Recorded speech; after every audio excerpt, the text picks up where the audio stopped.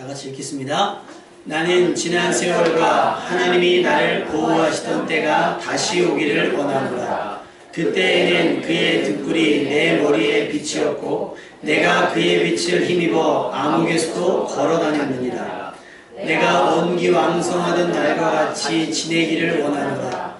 그때에는 하나님이 내 장막에 기름을 발라 주셨도다.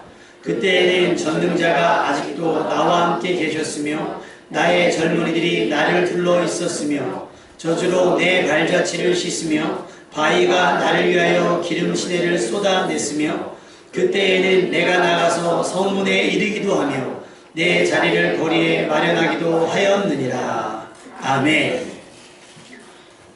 여러분의 인생의 전성기는 언제입니까? 우리 어른들께서는 옛날이에요. 지금입니다. 아, 할렐루야. 우리 10대, 20대 언제입니까? 전성기가 중2 때예요. 벌써 전성기가 지나가고 은퇴할 시기가 다가온 우리 고등학교 2학년 한 번쯤은 있을 겁니다. 상대 다른 사람과 비교할 수는 없겠지만 여러분만의 전성기가 있을 거라고 믿습니다. 아멘. 여러분의 전성기가 빨리 오고 늦게 끝나기를 주님의 이름으로 축원합니다. 작년 가을에 올겨울은 어마어마할 겁니다 라고 예보가 엄청나게 나왔어요. 작년에 교회차가 시동이 한번 꺼진 적이 있어서 이번에는 아주 그렇게 하지 않으리라 해서 겨울 되어서 재정부와 합의하에 기름을 겨울에는 가득가득 채워갖고 다니는 걸로. 왜냐면 기름이 가득 차면 얼지 않는다 그래서 가득가득 채우려 했는데 이건 뭐 눈도 안 와요. 체인 같은 거 다 싣고 다니는데 이건 뭐 눈도 안 오고 좀 눈이나 와야 좀 핑계대고 좀 새벽 기도도 좀 쉬고 그죠? 뭐 회사도 좀 안 가고 뭐 학교도 안 가고 뭐 이래야 되는데 뭐 눈도 안 오고 그래서 추워지겠지 춥겠지 그랬는데 벌써 봄이 됐습니다. 할렐루야. 자, 옆 사람에게 인사하세요. 봄이 왔어요. 한겨울 얼어 죽을 것처럼 그렇게 지냈더니 언제 그랬냐는 듯 벌써 봄이 왔습니다. 비록 미세먼지와 황사가 같이 와가지고 속 이상하긴 하죠. 불편하기도 하지만 그럼에도 불구하고 봄은 우리를 움츠려들었던 우리를 깨우고 다시 뭔가 해보려고 하는 도전과 의지의 마음을 주는 줄로 믿습니다. 시간이 만약에 겨울에 멈춰져 있다면 여러분 할 수 있는 일이 뭐 있겠어요? 별로 없지 않을까요? 겨울 동안에 뭐 하겠어요?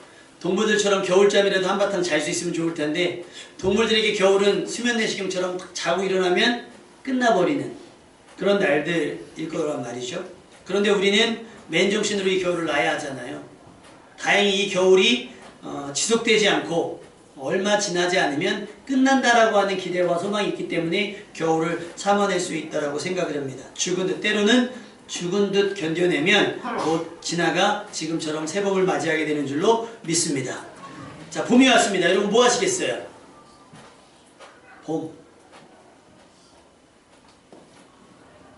봄바람이 날리며 벚꽃 생각하시구나. 지금 뭐 아주 매화가 아주 그냥 만발이랍니다. 그죠? 매화가 만발이래요.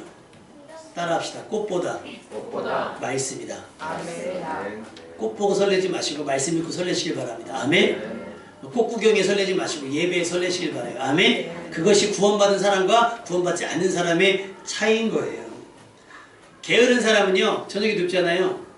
무슨 생각할까요? 아침이 안 왔으면. 제일 속상할 때가 언제예요? 제일 속상할 때가. 제가 제일 속상할 때가 제 새벽기도 기상시간이 4시 반인데 제일 속상할 때가 4시에 눈 떠질 때 있잖아요. 4시에 눈 떠졌는데 30분이 그냥 날아간 거예요. 통째로. 다시 자면 못 일어날 것 같고 막 이러는 거예요. 근데 어느 날은 막 푹 자고 일어났는데 막 12시야.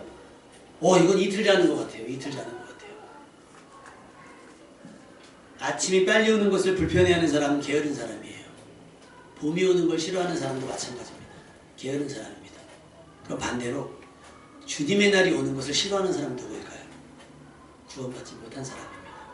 여러분은 주님의 날을 기대하고 기다리는 여러분 되시기를 주님의 이름으로 축원합니다. 겨울 동안에는요 봄이 되면 뭘 해야 될지라는 생각을 해놓으셨어야 돼요. 3월 1일 날 모두가 대한독립 만세를 외쳤던 그 100년 전 했을 때 저희 가정은 대청소를 했잖아요. 대청소. 왜 했겠어요? 버려야 옷을 사주죠. 버려야 옷을 사주는 거예요. 작은 걸 버려야 새 옷을 입는 거예요. 그걸 언제 해요? 봄에 합니까? 아니죠. 겨울에 봄옷 버리고 봄에 여름옷 버리고 여름에 가을 겨울을 정리하는 거잖아요. 이사 가서 집 청소해요? 집 청소하고 이사합니까? 네? 자, 한번 잘 생각해 보세요. 화장실 가서 닦고 싸요? 싸고 닦아요? 순서가. 모든 일에는 순서가 있잖아요. 지나갈 거기 때문에. 어차피 일어날 일이기 때문에 대비를 하지 않으면 큰일이 난다는 사실이에요. 그러니까 겨울 동안에 그냥 추워서 움츠려만 있다가 봄이 올 거라는 상상조차 하지 못하다가 봄을 맞이하면 아무것도 할 게 없어요. 하다가 뭐가 와요? 여름이 와요. 그럼 여름은 또 신나잖아요. 신나 놀다 보면 뭐 와요? 가을이 와요. 그래서 잠언은 우리에게 얘기하는 거예요. 게으른 자여 개미에게로 가서 하는 걸 보고 배우라는 거죠. 여러분 봄이 시작이 됐잖아요. 그럼 봄이 시작이 되기 전에 나는 봄이 시작이 되면 얼음이 녹으면 무엇을 해야지, 3월이 오면 무엇을 해야지, 계약을 하면 무엇을 해야지 하는 여러분의 마음에 계획이 있어야 될 줄로 믿습니다. 아멘. 물론 그 계획을 인도하시는 이도 하나님이십니다. 아멘. 아니면 그냥 아직도 겨울이었으면 좋겠다, 아무것도 하고 싶지 않다, 본격적으로 아무것도 하고 싶지 않다 하는 분 계십니까?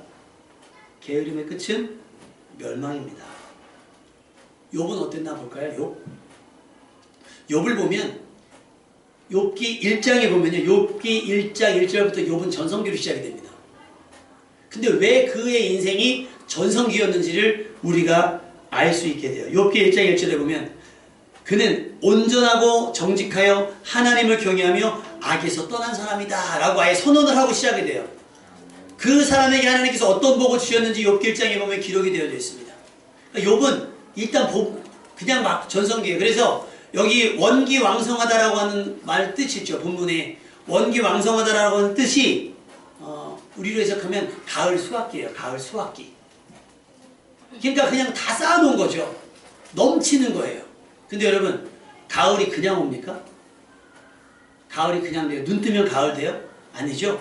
봄이 오고 여름이 지나 가을이 되어야 내가 심고 가꾼 것들이 걷어지는 겁니다. 아멘. 그러면 욥은 어떻게 했나 볼까요? 하나님께서 관찰하신 욥의 삶은 그가 누리는 모든 것들이 부족하게 느껴질 만큼 대단한 삶이었습니다. 여러분의 삶에도 복이 아깝지 않은 그런 삶이 되시기를 주님의 이름으로 축원합니다. 욥은 오늘 본문의 말씀에 하나님께서 함께 하셨던 때를 추억하고 있어요. 2절 말씀이 뭐라죠? 나는 지난 세월과 하나님이 나를 보호하시던 때가 다시 오기를 원하노라. 물론 지금은 시험 중에 있기 때문에 그 상황이 아니지만 할 수만 있다면 그때가 내게 다시 왔으면 좋겠다라고 하는 그때가 뭐예요? 욥의 전성기였다라고 하는 거예요. 옛날이요. 그 옛날이 뭐예요? 하나님께서 나를 친히 보호하시던 그때. 할렐루야. 하나님께서 여러분을 보호하십니다. 아멘. 그 은혜의 범위 안에서 벗어나지 않으면 여러분은 안전할 거예요. 혹시 한 발짝 벗어났다면 다시 되돌아올 수 있기를 주님의 이름으로 부탁을 드립니다. 욥은 한밤중에도 하나님의 빛을 의지하며 걸어 다닐 정도로 하나님의 인도하심을 받아 살았습니다. 욥은 하나님의 돌보심으로 가을 수확기처럼 풍성한 삶을 살았습니다. 무슨 일을 하든지 만사형통 하리라가 바로 욥의 삶이었어요. 뭘 해도 되는, 안 되는 게 없는.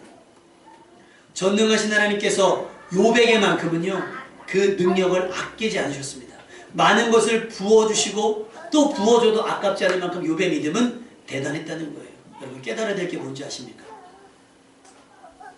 믿음으로도 충분하다는 사실입니다. 따라해봅시다. 믿음으로도 충분합니다. 무슨 얘기입니까? 그냥 예배 잘 드리는 얘기가 아니라 믿음만 있어도 욥처럼 될 수 있다는 거예요. 할렐루야. 욥이 어떻게 돈 벌었냐? 욥이 어떻게 풍성해졌냐? 욥이 어떻게 이렇게 양이 많고 종이 많았냐라고 성경에 기록되어 있지 않지요. 뭐예요? 하나님을 경외하며 악에서 떠난 사람이었다는 사실 하나로 이것이 채워졌다는 사실입니다. 아멘? 그러니까 믿음이 먼저예요. 믿음이. 오늘 아침에 교회 오면서 정민이에게 물었어요. 정민아 이제 2학년 때부터는 자율학기제가 아니라 시험 보겠지? 그랬더니 네. 그래서 그런데요 목사님 제가 이제 또 공부하려고요.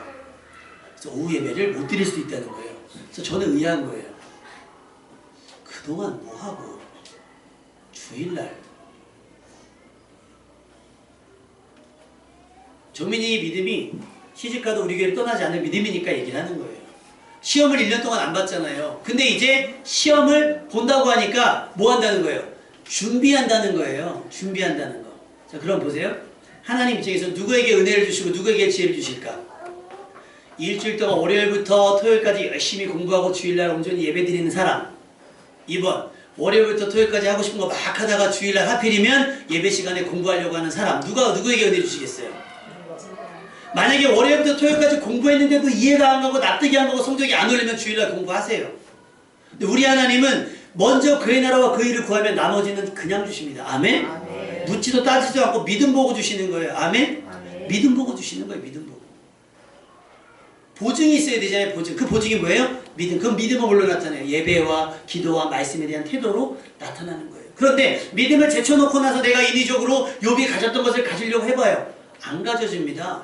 어느 정도 흉내는 낼 수 있을 거예요. 그런데 이만큼 가져질 수가 없어요. 그러니 여러분 계산기 두드리면서 쓰고 남은 시간에 예배드리고 기도하고 말씀 읽려고 하지 마시고요.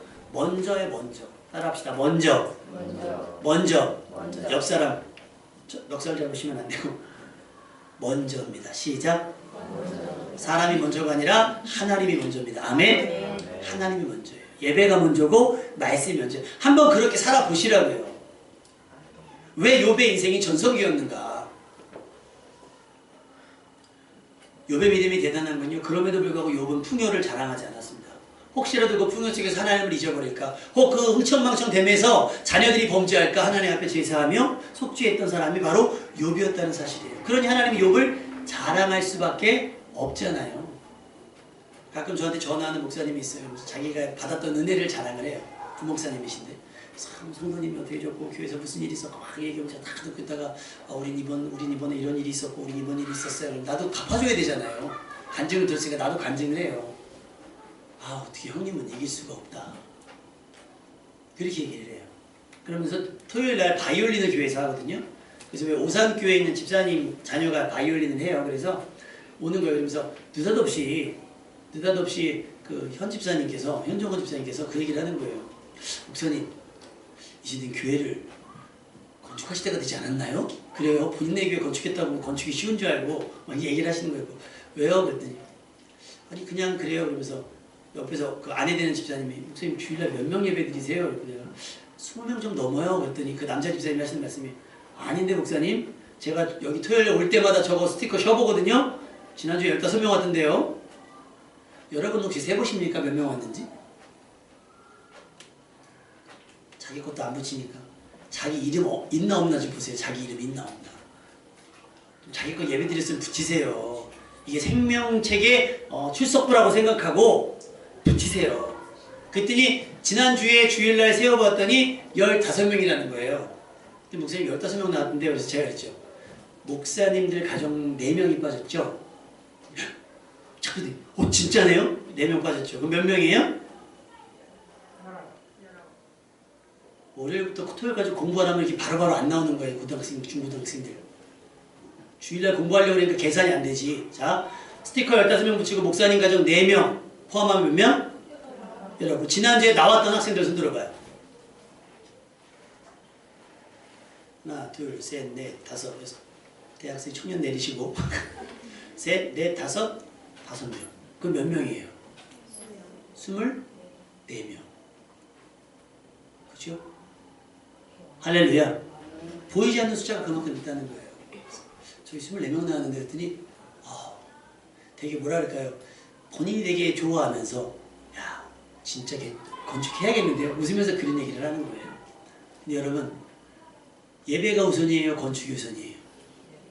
모이다 보면요 건축은 되어집니다. 아멘?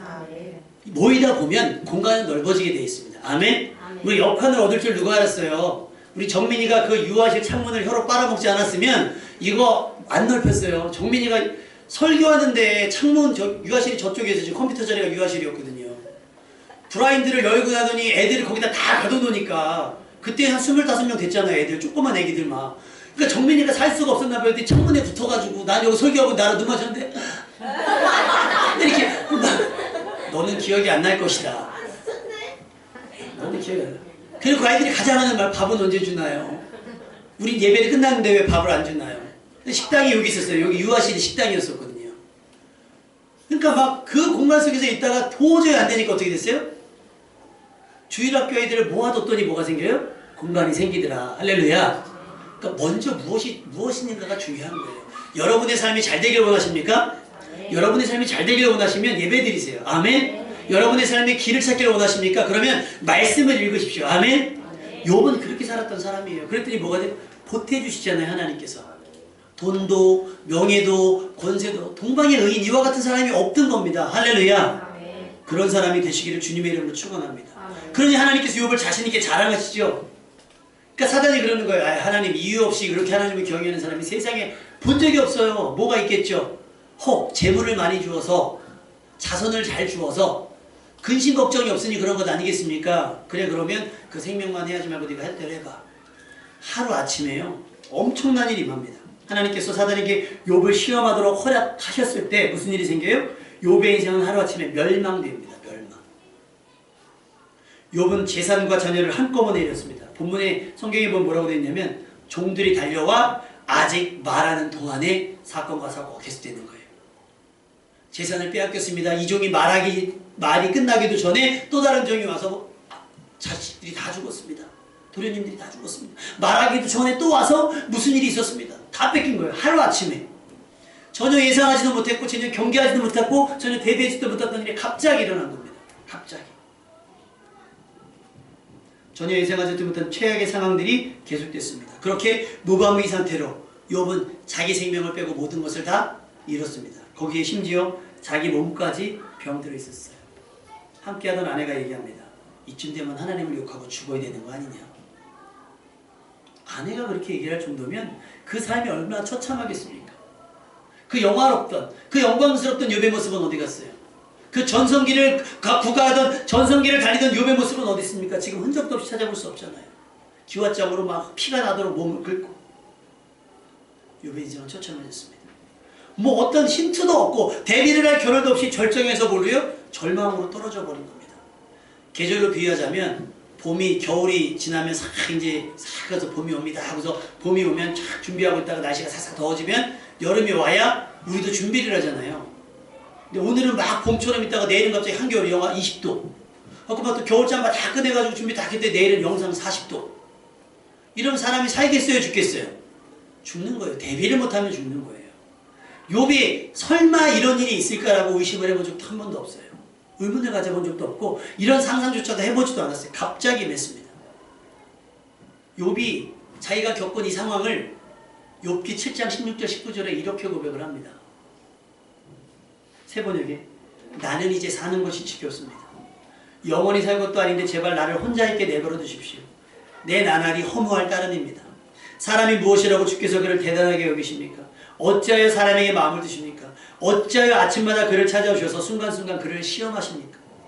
언제까지 내게서 눈을 떼지 않으시렵니까? 침 꼴깍 삼키는 동안만이라도 나를 좀 내버려 두실 수 없습니까? 하나님께 호소하는 거예요.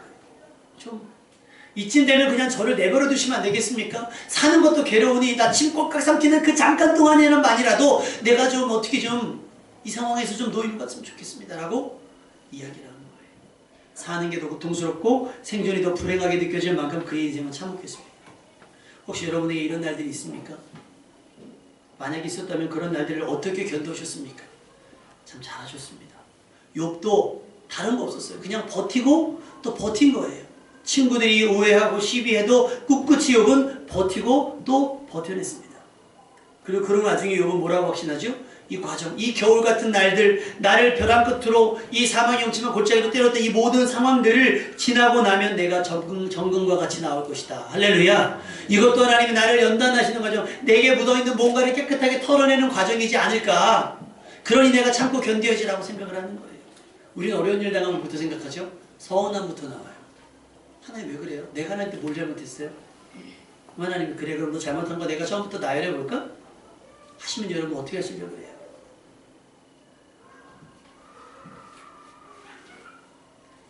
시험을 참으면 복이 됩니다. 아멘. 시험을 이기면 복이 됩니다. 욥은 이 모든 일들을 견뎌냈고 이겨냈습니다. 하나님께서 이전과 비교할 수 없는 크고 놀라운 은혜를 선물하셨습니다. 그 날들을 지나고 나온 욥에게 욥기 42장 10절에 보면 욥이 그의 친구를 위해 기도할 때 여호와께서 욥의 곤경을 돌이키시고 여호와께서 욥에게 이전 모든 소유보다 갑절이나 주신지라. 할렐루야. 여러분이 오늘을 참으시면 내일은 갑절이 됩니다. 아멘. 올해를 참으시면 내년은 갑절이 됩니다. 아멘. 참으시기 바랍니다. 12절 말씀에 여호와께서 욥의 말년에 욥에게 처음보다 더 복을 주시니. 여러분 오늘보다 더 나은 내일 되시기를 주님의 이름으로 축원합니다. 오늘이 전성기라고 이야기했지만 내일은 여러분의 더 전성기가 될 수 있기를 주님의 이름으로 축원합니다. 뭘로 돼요? 하나님의 은혜로 됩니다. 우리는 믿음으로 되어지는 거예요. 여러분의 전성기. 사업이든 관계든 무엇이든 공부도 마찬가지인 거예요. 여러분의 전성기는 여러분이 인위적으로 이루면 어느 정도까지 가요. 근데 하나님께서 허락하지 않으면 그 선을 넘을 수가 없어요. 그러니 어떻게 해요? 먼저 그의 나라와 그 일을 구해보세요. 이 모든 것을 여러분에게 더 하시는지 덜 하시는지. 욥을 보면 어떻게 하셨어요? 갑절이나 더 하셨습니다. 아멘. 다시 봄이 시작된 거지요. 욥은 다시 인생의 전성기가 시작됐습니다. 바닥을 치고 다시 하나님의 은혜의 자리로 돌아왔습니다. 조금만 더 참고 견디시기 바랍니다. 여러분의 봄, 여러분의 전성기는 아직입니까? 우리 학생들이 하는 말 있죠. 포텐 터진다라는 말이죠. 포텐 터진다. 이런 걸 인터넷으로 검색을 해봐야 되는데 들어봤던 얘기를 해석을 해야 되니까 영어들 포텐 터진다가 뭐예요? 포텐 터진다. 니네가 쓰는 말 아니에요? 아니에요? 누구 말이야? 난 누구한테 들었지? 우리 세대 말인가? 우리 세대 말도 아닌데.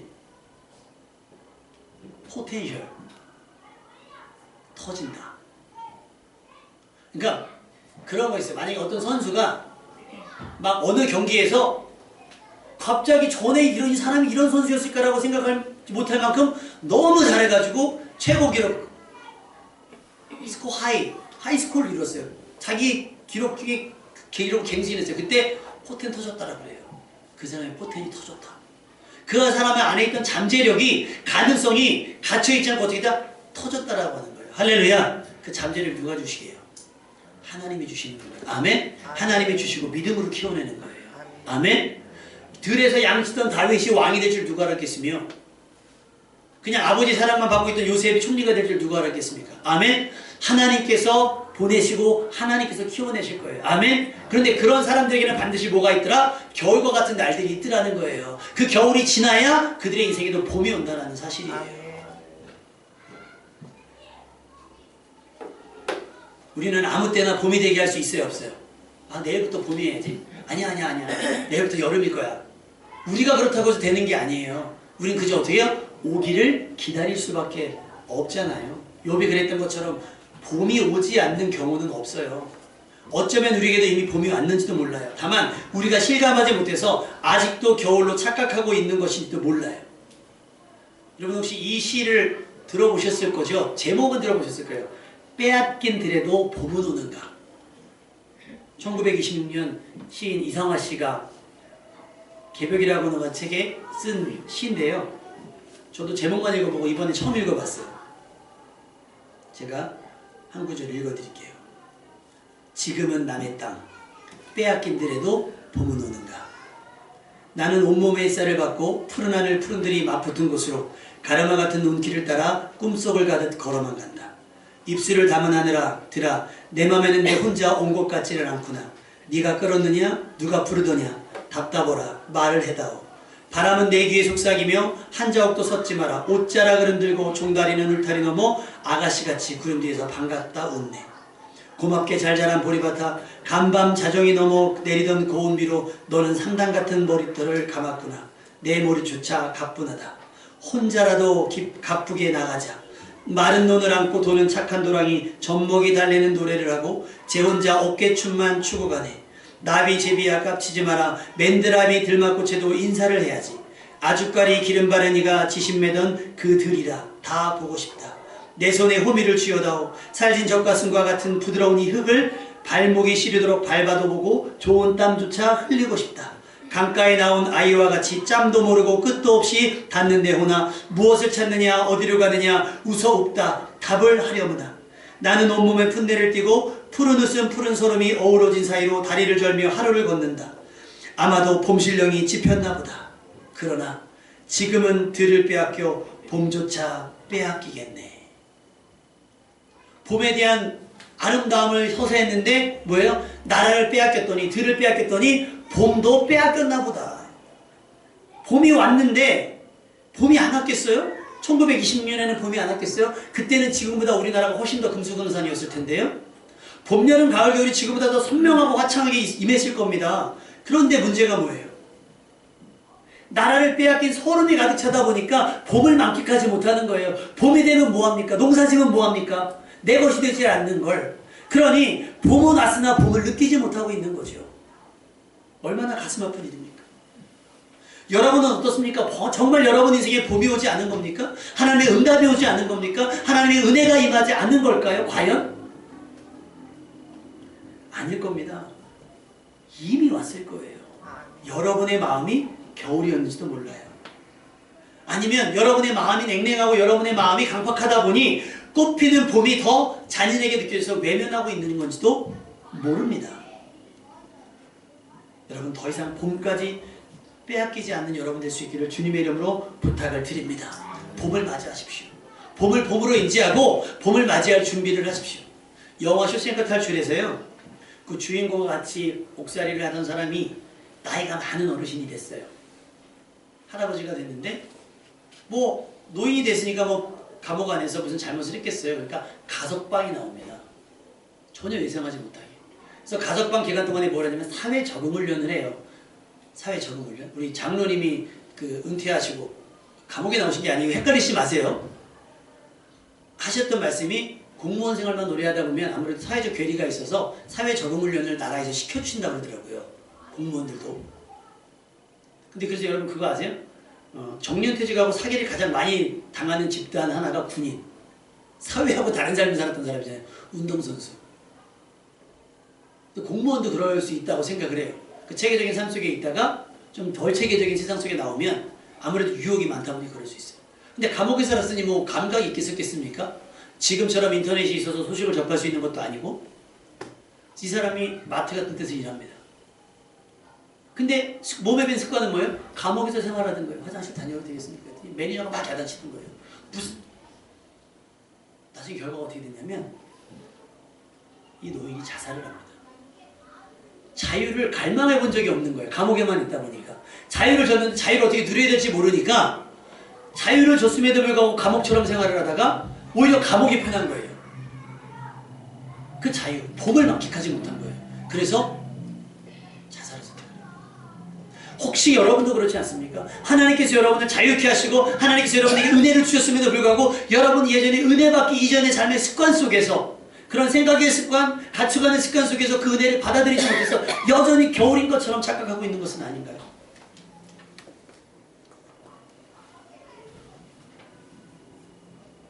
이제 기지개를 펴십시오. 오랜 시간 동안 여러분이 포기하지 않고 해왔던 기도에 곧 응답이 올 거라고 기대하십시오. 아멘. 그날을 준비하며 살아가십시오. 그날을 준비하지 못한 사람들은 주어진 봄날을 다시 망치게 됩니다. 태평양 전쟁이 끝냈어요. 일본이 졌습니다. 근데 오노다 히로라고 하는 사람이 있어요. 이 사람이 느지막하게 전쟁에 파병이 됐는데 얼마 지나지 않아 전쟁이 끝났어요.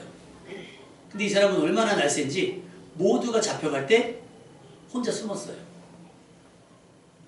그래서 투항한 사람들이 우리 동료가 있다. 걔 죽지 않고 살았는데 지금 찾을 수가 없다. 그래서 그 오노다 히로라고 하는 사람을 찾아요. 뭐 얘기하면 야 전쟁 끝났어. 전쟁 끝났으니까 너 빨리 와. 너도 투항해. 했더니 거짓말하지 마. 너 미군 앞잡이지 하면서 도망을 다녀요. 29년 동안 혼자 전쟁을 합니다. 나중에 그가 29년 뒤에 투항을 했는데요. 그의 총과 칼은요 지금 써도 괜찮을 만큼 깨끗하게 정돈이 돼 있더라는 거예요. 매일 그 사람 뭐하고 있었던 거예요? 전쟁하고 있었던 거예요. 남들은 전쟁 끝나놓고 평화롭게 전쟁 끝나놓고 일생으로 들어가는 이 사람은 그 밀림 속에서 뭐하고 있었던 거예요? 전쟁 놀이가 아니라 실제로 전쟁을 하고 있는 거예요. 부스럭 소리가 나면 끄고 깨고 누가 보초 서주는 사람이 없으니까 29년을 전쟁처럼 살아간 거예요. 끝난지 모르고. 여러분 겨울 지나고 봄이 왔습니다. 아멘. 율법의 시대가 끝나고 은혜의 시대가 왔습니다. 아멘. 이제 이 세상이 끝나고 곧 구원의 시대가 올 거예요. 할렐루야. 그걸 준비해야 되지 않겠습니까? 욥처럼.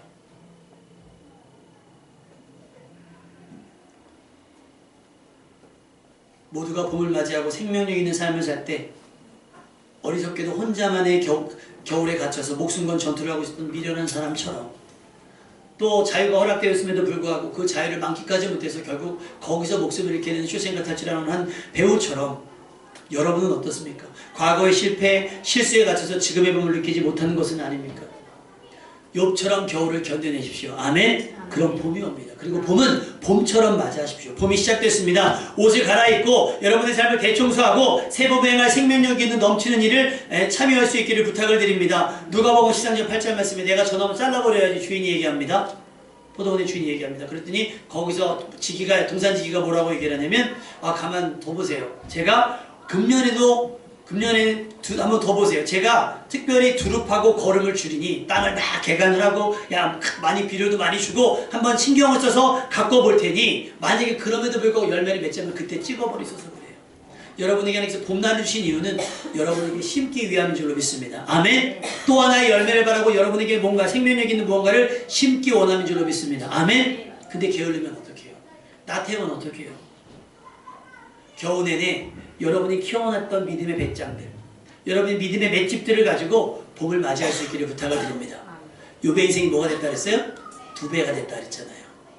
참아낸 만큼의 은혜가 됩니다. 아멘. 견뎌낸 만큼의 은혜가 돼요.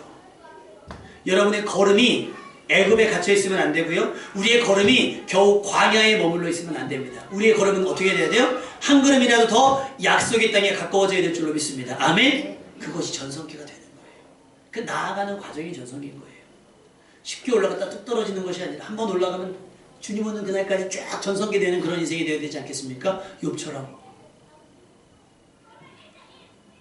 겨울 동안이야 움츠러져 있었다 할지라도 이제는 힘있게 다름질하고 시동 걸 때가 되지 않았습니까? 여러분의 무릎이 골고다에 머물러 있으면 안 돼요. 열린 무덤, 사망을 이겨내고 우리에게 생명 주시는 다시 사신 예수님께 나올 수 있어야 되는 줄로 믿습니다. 예수님을 만나는 순간부터 우리의 영혼의 겨울이 끝나고 봄이 시작이 됩니다. 아멘. 예수님을 만나는 오늘부터가 여러분의 진짜 봄이고 여러분의 진짜 전성기가 될 수 있기를 주님의 이름으로 축원합니다.